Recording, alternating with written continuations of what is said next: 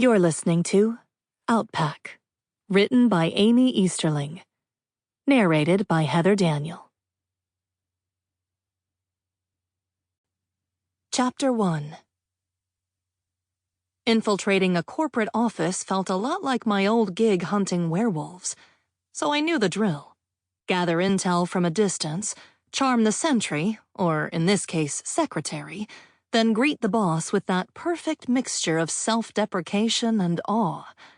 Only this time, the job was more personal, because somewhere in this building, someone seemed to be tapping into Outpack magic in a way that made my mate brand itch beneath my skin.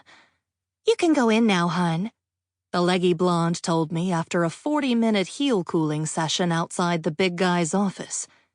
Based on the gatekeeper's appearance, gleaming hair, perfectly pressed blouse, and stilettos that could double as weapons, I guessed she had an aging boss trying to reaffirm his waning virility, which didn't mean I should underestimate either of their abilities. "Thanks," I replied, heading toward the heavy wooden door of the inner office while checking on my backup, or rather on both of my backups. First, I tapped the mic hidden at my throat, knowing Gabby would hear the thump that resulted. "Noted," my mentor-turned-enemy-turned-employee murmured through the tiny speaker nestled into my right ear canal. I didn't trust her, but bringing Gabby along was part and parcel of my new gig as a council member. None of the rules, however, said I couldn't also include a more dependable ally on the sly.